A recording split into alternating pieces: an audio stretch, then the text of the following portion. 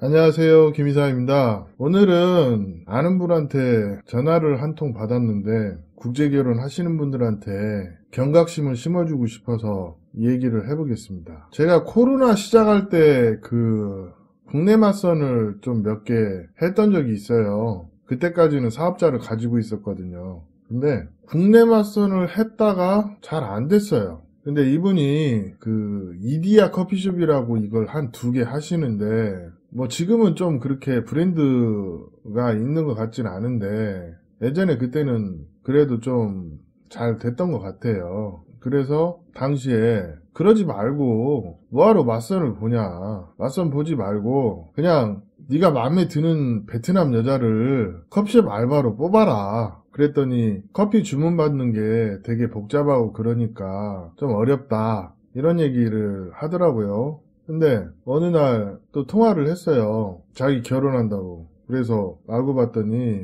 뭐 그때 그렇게 어렵다고 해놓고 알바를 뽑아서 매장 2개에서 일을 시켰는데 그 중에 좀 뭐랄까 괜찮은 애가 있어서 그 친구랑 친하게 지내다 어떻게 잠자리도 하게 되고 그러다 임신해서 결혼을 했다고 하는데 그렇게 결혼을 하고 아이 낳고 한 2, 3년 잘 살았는데 중간에 커피숍을 다 팔고 요식업적으로 전향을 해서 음식점을 했는데 아내가 이번에 딸배랑 바람이 나가지고 이혼을 하게 생겼다. 뭐 그런 얘기를 하대요. 참 이런 얘기 들으면 저도 한편으로는 베트남 여자가 왜 그러지? 처음에 그렇게 생각을 했는데 시간이 지나고 나서 보니까 베트남 여자, 한국 여자 그게 아니에요. 예전에 커피숍 할 때는 커피숍이 잘 되니까 돈이 좀 풍족해서 와이프한테 좀 잘 썼는데 이제 요식업으로 전향하고 인건비도 부담되고 그러다 보니까 와이프가 나와서 도와주고 장모님 초청해서 장모님이 아이 보고 그런 상황이었거든. 그러니까 이게 결론은 돈 때문에 이 상황이 벌어진 것 같은 그런 느낌이 좀 들긴 하는데 제가 얘기하고 싶은 건 이거예요. 뭐 제가 그 동생 뭐 소개를 시키고 그런 건 아니지만 진짜 사람 잘 보고 결혼하셔야 돼. 제가 알기로 그 결혼한 와이프가 키도 상당히 크고 그냥 딱 봐도 엄청난 미인이거든요. 근데 통화한 이 동생은 솔직히 뭐 인물은 없어요. 와이프하고 키가 거의 비슷할 정도니까 한 160, 한 8? 그리고 여자가 한 165? 뭐 그 정도 되니까 뭐 솔직히 인물은 있다고 할 수는 없지. 이런 얘기를 오늘 들었는데 오늘 해주고 싶은 얘기는 이 얘기가 아니라 국제결혼해서 잘 사는 분 얘기를 해드릴게요. 제가 베트남 여자하고 결혼했다 이혼한 게 한 5년 전 얘기예요. 이제 한 6년 돼갑니다. 그때 같이 결혼했던 분이 하나 있어요. 근데 저한테 이 결혼 잘하는 건지 모르겠다. 그렇게 자기 결혼에 대해서 어떤 자신이 없더라고. 근데 당시에 저희 아내가 이런 얘기를 해요. 그 언니가 아이도 하나 있고 그러니까 한국 가서 일을 하고 싶어 하더라. 그래서 제가 해줄 수 있는 얘기는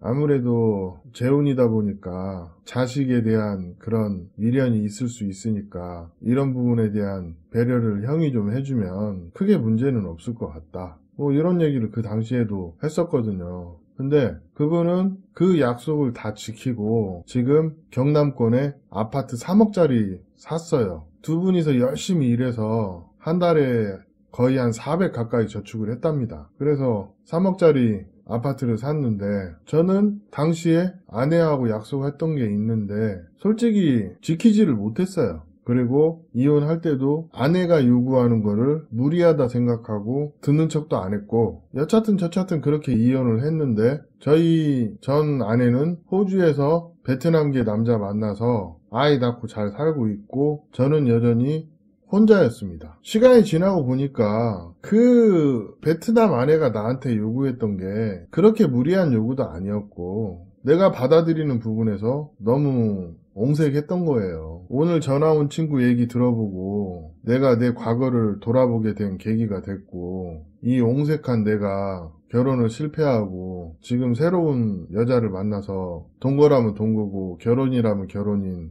이런 결혼 생활을 하고 있는데, 오늘은 제가 하고 싶은 얘기가 있어서 이렇게 서두가 길었어요. 결혼이라는 거는요, 어떤 식으로든 부부간의 형평성을 맞추는 게 중요합니다. 이게 금전적인 부분일 수도 있고, 한편으로는 어떤 서로 간의 존중일 수도 있고, 또 다른 형태의 배려일 수도 있습니다. 이런 부분들을 잘 할 수 없으면 어쩌면 내가 국제결혼 피해자가 될 수도 있어요. 때론 국제결혼 실패자가 될 수도 있고, 우리가 주변에서 국제결혼 피해봤다고 얘기하는 것들 중에 상당수는 국제결혼으로 피해를 본 게 아니에요. 국제결혼 자체가 실패한 겁니다. 저 역시도 그런 상황에 닥쳐 있어요. 얼마 전에 싸웠어요. 대판. 근데 뭐 별것도 아니에요. 오토바이 산다길래 뭐 그럼 3천만 동 정도는 내가 지원해줄게. 그렇게 얘기를 했어요. 근데 같이 가서 오토바이를 보고 왔어요. 계약서도 다 쓰고. 근데 오토바이를 찾으러 안 가는 거예요. 그래서 왜 안 가냐 그랬더니 뭐 바빠서 못 간대요. 그래서 그러냐 그러고 있었는데, 제가 일이 바빠서 밖에서 일을 보고 있는데 갑자기 3천만 동을 통장으로 붙여달래요. 그래서 혼다 센터 QR 보내라, 입금해주겠다. 그랬더니 갑자기 막 화를 내는 거예요. 자기 못 믿냐고. 아니 뭐 저는 그런 의도로 얘기한 것도 아닌데. 그러더니 잔로를 끊어버리고 이사 가겠다고, 헤어지자고 그러더라고요. 그래서 그럼 네 맘대로 해라. 짜증나 죽겠더라고. 일하고 있는데. 그러고 나서 짜증나서 저녁에 짐 싸서 호텔로 와버렸거든요. 결론은 뭐 대충 어떻게 해결은 됐는데, 제가 그 얘기는 했어요. 너 있잖아. 왜 그렇게 네 맘대로 화내고 그냥 독단적으로 그러냐.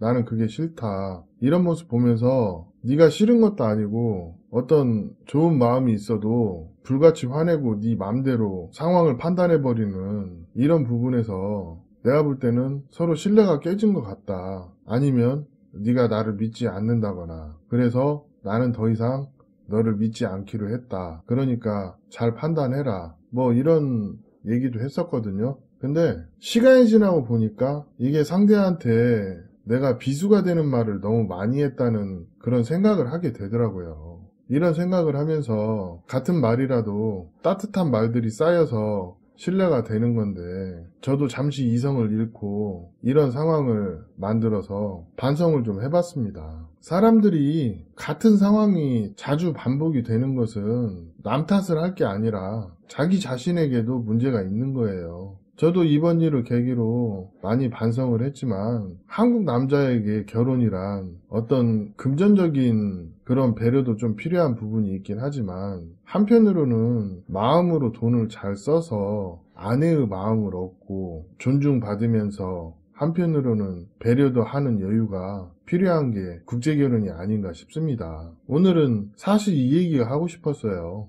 오늘 이야기는 여기까지 하겠습니다. 감사합니다.